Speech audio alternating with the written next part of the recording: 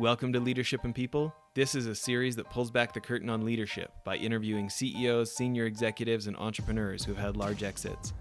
We ask these experts about how they built trusted networks to rapidly grow their companies and what advice they wish they knew if they could do it all again. What I learned by letting go is there's a lot smarter people here than I am. And you just have to trust that. They're going to make mistakes because I made mistakes. We all made mistakes early on. We just corrected them. We corrected them usually ourselves. Today is part 2 of our episode with Cameron Gunter. He's the CEO of PEG Development. If you missed part 1, you should go back and hear about the $1.2 million in real estate they've built and all the fun and experience that's been. And it's actually what I want to start off with here as we jump into part 2. As you think about, you'd been a city planner, you'd been a CPA, your mid-30s, you decided to get into this industry. You jumped both feet into a $32 million project, and you said it was maybe a little bit bigger than you probably should have started with. What's the difference from those early days, you're doing 30 million, 50 million in real estate, now where you've got 14 projects on the go, you got probably that many coming up, you got 1.2 million in 1.2 billion in real estate. Slight difference there if you weren't aware. There's a slight difference. What's different about doing business at the $1 billion plus level versus the first 30 to 50 million? Yeah, so the 1.2 million is much easier than the 1.2 billion.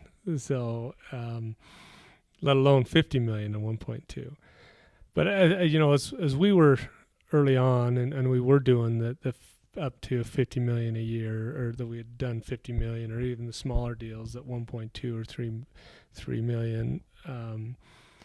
The challenge we face now, and I'm sure every company faces this challenge, is as one of the founders of the business, I was involved with everything. So because of my background as an accountant, CPA, I was the CEO, CFO, COO. I was involved with everything, even though we had 5 to 6 people helping and doing project management and doing different things.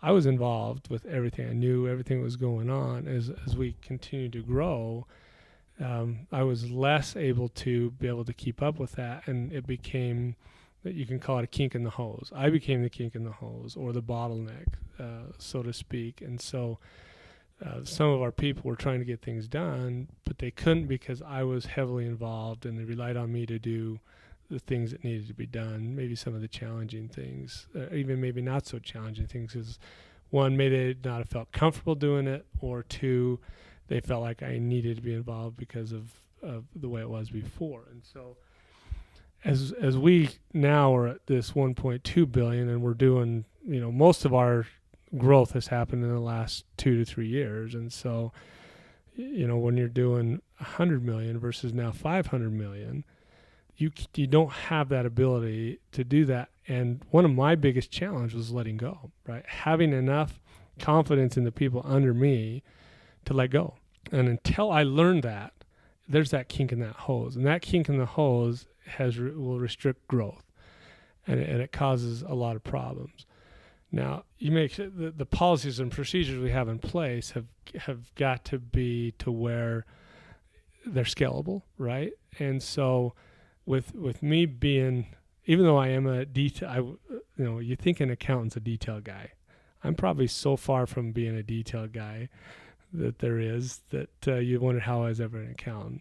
And so I'm a big picture guy. I'm more, and I can get into the details if I want to. It's not what I like to do. And so it really took somebody else and understanding that to come in and really implement policies and procedures that help us scale.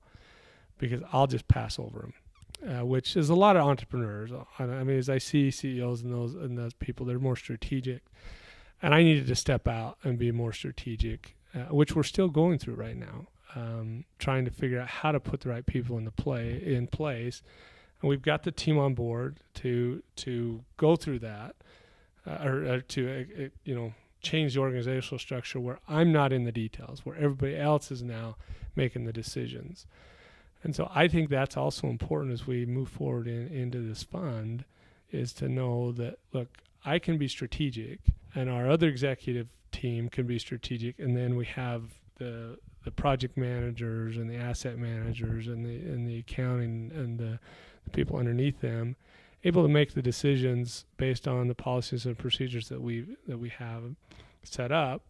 And then we can now be more strategic, especially me as a CEO, which has been difficult to learn. I mean, you would think that should be easy. You know, people grow up wanting to be the CEO and just being up at the top and, you know, not, you don't think they're doing anything, but it is a very, very tough thing to learn, especially starting a company where that's your baby. And you feel like, look, if I let go, are we going to have the revenues to support these 40 people, right? Now you got to start thinking about their families. And so it's been a very challenging thing for me to do. And I've accepted that. We've moved on. There's still some anxiety a little bit with it, but I think we've got good people in the company for that growth to continue to happen. You know, I think about that balance beam of letting go, right? And it's the, you know, from micromanagement, right? So from, you know, falling off one side of the balance beam might be micromanagement. Falling the other side of the balance beam is abdication, not giving people enough of the tools to get their job done, or, you know, having had the training and skill sets, right? I think about my mentor who built that fund with me, and he used to talk, he grew up in a home full of entrepreneurs, and he used to talk about how his dad instilled in him, this is a pep talk I was receiving. I was having all this anxiety, right? I like pep talk. And he said that his dad talked to him, they owned a bunch of convenience stores and gas stations stuff. And his dad would say, well, here's the thing. You just need to be okay with the fact that your staff are going to do a worse job when you come home because you're gone. And he says, but here's the advantage. You get to eat dinner with your family. Because otherwise you just have to stay at the store all day, you know? That's great advice. And it's tough for me because I want it all done, and I want it done yesterday, and I want it done perfect, and right? And when you think about this letting go, I think you're right. I think it is a very much folks who it's their baby, and they are the ones with those skill sets. But now, you know, they're a victim of their own success of there's not enough of them to go around, and they need to build a system, right? So advice for the rest of us who maybe are at a similar inflection point of trying to, you know, build a more robust system so it can be less of us. What kind of things would you suggest as a way to know if our system is robust enough? What could we be measuring, or what can we do to know if the system and the policies and procedures are really going to keep stuff from slipping through the cracks and really going to deliver or not? You know, it's implementation, right? You have to go through it to see if it's slipping through the cracks, and there's going to be tweaks. What I learned by letting go is there's a lot smarter people here than I am, and you just have to trust that. They're going to make mistakes because I made mistakes. We all made mistakes early on. We just corrected them. We corrected them usually ourselves because we had a smaller group. Now we have a bigger staff that has more experience doing different things that can correct. And so we set the policies in place. We let them go through the current policies. And if we need to change, we change, but we have a safety net. And we are the executives are the safety net from a standpoint of the CEO, the CFO, and all the other executives that had the experience that grew with the company, with me or another company. And so you can't have the safety net can't be so far away that you have to restart, but you could have the safety net that's closer. You know, an example is this Sunday night I'm watching, we love American Ninja Warrior. And so my wife sit and watch it, but they have this additional course. The last thing on it is where they're climbing this with their hands. They're climbing this 35-foot elevator shaft. And you get up there 35 feet and you go, okay, what happens if his arms just give out? How does he fall? But they've got this safety net down below him, so if they fall, they only fall like 7 feet. So I use that as an example, is let's let them go work hard and get everything they've done. They have the policies and procedures in place. But here we are, is the safety net to catch them when they get so tired that they fail. And then we'll bring them back up to the top so we don't have to go start all over and maybe have it as a disaster. It sounds like you're also saying, you know, not so close at smothering them, but not so far that it's not going to do its job. Yes, exactly. That's a better way to say it. More sophisticated way to say it than how I said it. So, thinking about what that looks like logistically, is this a monthly report? Is this a weekly report? Is this what is that? Getting a bit granular for just a minute. What does that look like of the executives being a safety net? Yeah. So here's how we've done that. It is a weekly report. Mondays are our meetings with executive staff, with the executives and their staff. And there is reporting. There's the weekly reporting, and then each discipline on the executive team has a monthly reporting on their dashboard. So, for example, right now I'm in charge of reporting on the equity and investments, or the equity side of that, and our investors' relationships. And so once a month I'll bring a report in that shows it has criteria, but I have people under me prepare that report. And then they have to give it to me, and I meet with them weekly. But then I report to the executive team once a month. We have the same thing with our chief investment officer. He's in charge of all the pipelines, and then he has his analyst staff underneath him that they have their weekly Monday meeting where they're reporting and they're doing their analytics. And so that's the process we've gone through, and it seems to work really well because now they report up to their executive, and then the executive reports to the rest of the executive team and the CEO. We've now hired the fund manager and another investor relation guy to take away that responsibility for me, so I now can get out of that role, and then they can now report up to the executive team through the chief investment officer on how equity raise is going, and just the goals and the dashboard items that we need to hit to make sure we accomplish the goal. Love it. Taking a bit of a right turn here, a different set of kind of questions have been coming to my mind thinking about this is, you brought up that so many entrepreneurs are kind of more big picture guys, gals, right? When you think about the million things you could do next, my two-part question is, one, how do you feel like you know what the right thing to do next is? How do you come to that decision? And then two, any tips you have for keeping yourself disciplined for what you've decided the right thing to do next is, even when there's other shiny pennies that show up? Yeah, so the first one, how do we know what to do next? That, my mind's always thinking, when whatever business you're in, I'm sure you're thinking of that next thing, that next big deal. And so as I'm traveling and I'm looking at different deals, going across the country, whether it be a hotel deal or a new apartment project in a downtown market, what I typically will do is I'll listen to a story or I'll have a thought and I'll bring it to our, for example, our executive team or our chief investment officer and say, hey, you guys, will you do some research on this, or find somebody to do some research? So an example is that right now is we're looking at the old residence inns. So they have a Generation 1 residence inn. They're old, they're tired. Marriott likes the new urban, they're even just the new upgraded residence inn that look nicer, that are not just the walk-ups, that feel like a better hotel to compete with some of the other competition out there. So, we started to think through things of what would you do? I mean, is there a business plan behind Generation 1s to convert them to apartments, or, do something else with them? And so that type of thing, we start strategizing. It may first start with my chief investment officer or the COO or somebody, and then we will formulate a plan and say, hey, let's do some research on it. So we've now had interns or sometimes we've used BYU students, sometimes we've used other college students just to do some research, and then we formulate a plan. If it makes sense, then we'll take it to that next phase. So we try to use interns, staff, the expertise around here to decide what is our next step, and we try to keep current on what's happening, so we don't get caught in a situation where we're going down a path that we shouldn't be going down to. So an example right now in the hospitality industry, I think we're getting to a peak to where there's, there was a lot of opportunities over the last 3 years in hospitality. I think we're now getting into that peak where we're being very cautious and being very selective on where to go.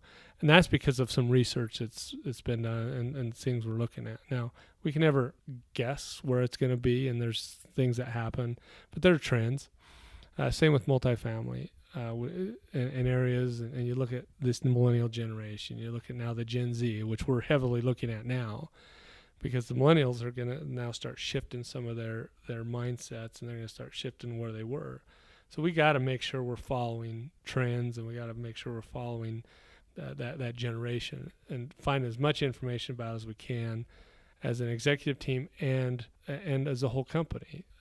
It comes back to this leadership that if we can listen to the new generation to see what they want, it's going to help us shift to what the trends are in the future. Okay. I feel like a real value from what you've said is that it sounds like you do a lot of empirical backup, and that regardless of how you feel about things, you're going out there and checking, does the data support how I'm feeling? I know I'm kind of putting words in your mouth, but is that fair? Or That's exactly right.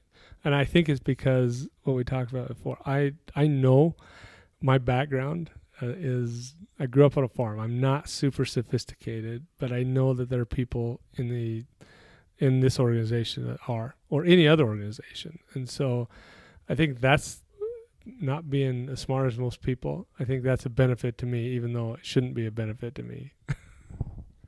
Well, you think about, let's say one guy who's at 95% versus 10 guys who are at 90%. Who would you rather bet on, Good point. I agree. Well, let's go for part 2 of this question. So you do some research, you feel good about a direction. As the CEO, where you've got the opportunity to shift this, to steer the boat differently if you want. And maybe you don't have as much ADHD as me, so maybe it's not so bad for you. But when you do have the shiny penny come along and you do have something that sounds fun and exciting and maybe emotionally you have a desire for it, but you feel like you should stay the course, any tricks that you do to help yourself kind of rein in and do what you think you should do instead of what you feel like doing? I'm still learning that, but one of the tricks that it's a good lesson is I think back of the times that I fell in love with a deal and I did the deal and we lost a lot of money. So I still do things like that, but it's having a team around it and knowing the process that I can't make the decision anymore by myself. Now I'll push, and our executive team, they say, and one of my partners says, look, you come into the room, we got 5 guys around the table and you've got your boxing gloves on, we can't get you down. And they understand that, and I understand that, but it's healthy for us. And as like I said, the best thing I have, if they can remind me, look, here's a deal that we did that we shouldn't have done. We forced a deal to go that had the shiny penny, and it didn't work, and we lost a lot of money on it. And that could have even taken us a different direction. And so now, as we look at these things, it takes the team, and that's the hard thing. Even though I want to do, so there's some cool things, and as an entrepreneur, you get excited about some things, but it's learning from our team and learning from other experience and learning from my experience that when you do some of those things that don't make sense and you lose money, it's hard. Sure. I think I was just having slight PTSD as you were talking. So I was thinking about some of mine, right? But I think it's totally accurate of, you hear that thing, wisdom comes from experience, and it's like, I'm totally messing that up. But it's like good choices come from experience. Experience comes from bad choices, right? Yeah, exactly. Yeah. Which is really unfortunate. I mean, like, as much as possible, it'd be great to learn from other people's mistakes. But those seem like the ones we make are that much more poignant longer term, huh? Yeah, I agree. If I'm sitting here thinking about if I didn't have the team and the process set up that I have now, would I have forgotten those deals that I did that I shouldn't have done? Would that experience that I had before cause me to think about doing that deal? And I honestly probably still would do it because we have a short memory. And so as we look at that, I say that that's what helps me, but I think it's the people around me that helped me remember how that was.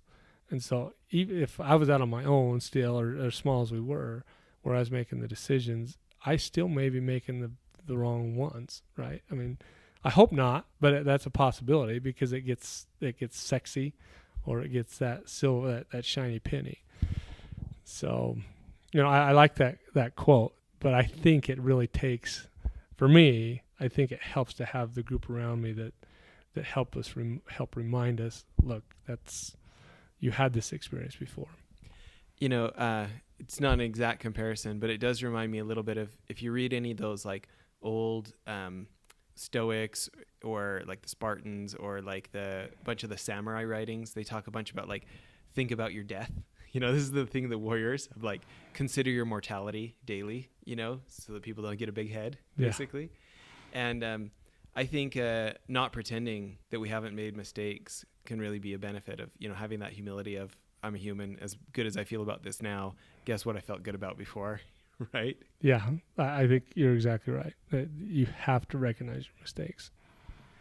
Well, listen, we're getting close to the end of part 2 here. Besides people, joining C4 at Corporate Alliance and coming hanging out at CEO events with us and calling you to buy into your investments. By the way, besides coming to the website, what's the website?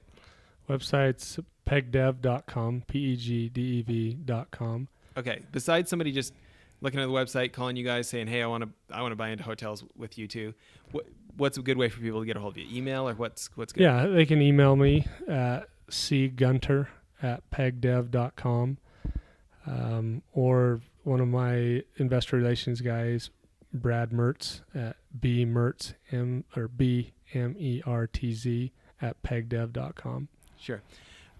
So, okay, glad we got that out of the way. Final question here. Was that the advertisement part? That's the advertisement part. So, thinking about the difference between medium-sized business versus big business, what advice would you give to folks out there who are really trying to make it into that billion dollar plus level? That's a great question for us right now, is because we made that decision from the medium business, where, as I said earlier, where I could be involved with a lot more, versus going to that next level. If you go to that next level, you now have to become a corporate structure. You have to really let go and be the guy or the person that is more strategic. And you've got to help your other executives and teach them that now they have to be more strategic and more leaders and not the doers. And you've got to rely on the people under them and hire the right people to do the things that they need to do and follow the policies and procedures. And you manage to those policies and procedures in this reporting, whatever reporting system it is, whether it be weekly or monthly. And so in order to get to that next level, as we hear about all the time in business, it's scalability. If you have the procedures in place and you have the right people, you can scale. If you want to stay that small to medium-sized business, then it's, there's a point where you grow to a point where and one of my other partners says this all the time, you grow to a death, right? So you can either stay small or grow big. That medium gets in that weird spot to, is that profitable, is it not profitable? And can you scale it? So that's always a challenge, and that's where we just came from. We made the decision to go big versus come back to where we were a small organization doing smaller projects. Great advice. Appreciate how much time you spent with us. Thanks for making time. Thank you. I appreciate the opportunity. Let's end there.